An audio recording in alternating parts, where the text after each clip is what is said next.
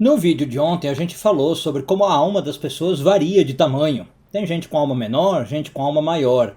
E hoje a gente vai falar das pessoas que costumam ter as maiores almas. São os sábios, os mestres, os rabinos, os estudiosos de Torá. Eu sou Yair Alon e esse é o Zohar Diário.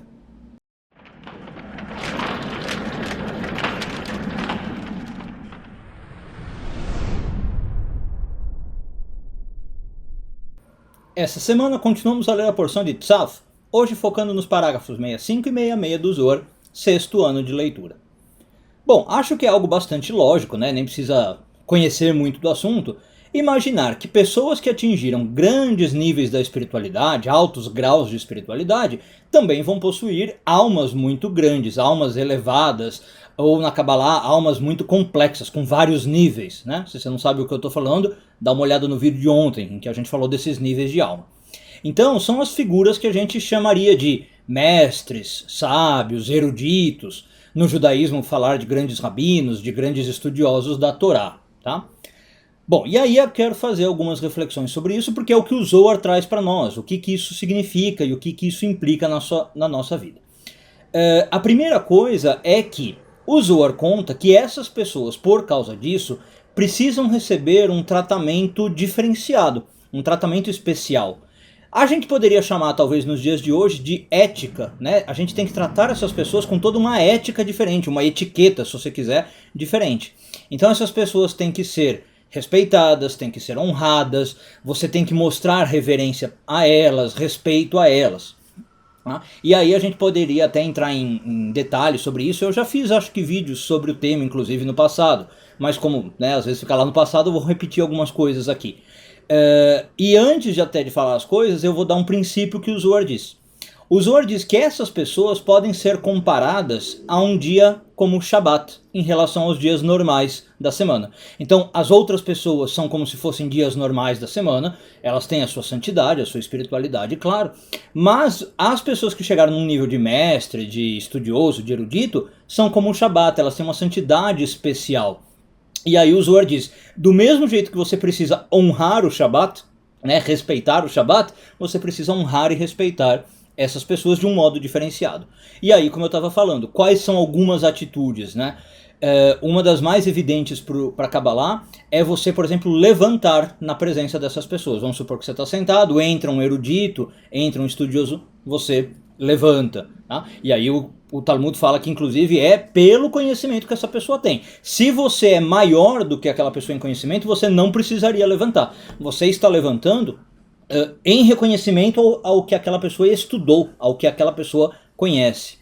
Outras coisas, você ir visitar ao mestre, ao professor, ao rabino, né? De vez em quando é um jeito de mostrar essa reverência, essa honra para ele. Outra coisa, oferecer comida, oferecer bebida, perguntar se ele quer alguma coisa, às vezes preparar um prato e levar, é um jeito de respeitar o seu rabino, né? Então esse tipo de coisa mostra que você trata aquela pessoa como alguém importante e reconhece naquela pessoa alguém grande em espiritualidade, que estudou muito, que conhece muito e que tem uma conexão mais forte às vezes do que o resto das pessoas em relação a Deus, à luz, né, à santidade. E aí, por exemplo, o Zohar conta para nós do próprio Rabbi Shimon Bar Yochai, que é o autor do Zohar, que era tratado com muita reverência pelos amigos. A gente vê em várias passagens do Zohar. Os amigos do Rabbi Shimon Bar Yochai também eram enormes pessoas, tá? Eram grandes mestres, só que não chegavam aos pés do Rabbi Shimon Bar Yochai. E aí, várias vezes a gente vê esses alunos do Rabbi Shimon, ou amigos do Rabbi Shimon, tratando o Rabbi Shimon com muita reverência. E o Zohar chega a lembrar para nós que o Rabbi Shimon tinha dois apelidos.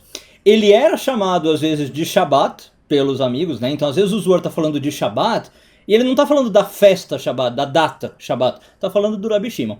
E às vezes ele é chamado pelos amigos de Sinai, né? Qual é o simbolismo? Do mesmo jeito que no Sinai se recebeu a Torá e se revelou uma grande luz, o Rabbi Shimon é chamado de Sinai pelos amigos como isso, né? Ele é uma grande fonte de Torá, uma grande revelação de luz. Então, o Zohar acaba concluindo que cada vez que a gente faz isso, a gente mostra essa reverência e respeito por pessoas com alto nível de espiritualidade, a gente também está ganhando em espiritualidade. A gente está mostrando a nossa humildade, a gente reconhece ser menor do que aquela pessoa. É um ato virtuoso agir assim, né? Aliás, agir com respeito é sempre um ato virtuoso. Poderíamos falar de respeito para muitas coisas. A Kabbalah fala de respeitar os seres vivos em geral, criaturas, respeitar pai e mãe. Agora, em especial, quando a gente respeita figuras de... eu não vou chamar de autoridade, eu não gosto dessa palavra, mas enfim, figuras elevadas de espiritualidade, é um respeito particularmente bacana, né? Eu tô realmente mostrando que eu também tenho uma sensibilidade espiritual de reconhecer uma pessoa maior do que eu em espiritualidade. Então isso já faz com que eu me conecte com a luz.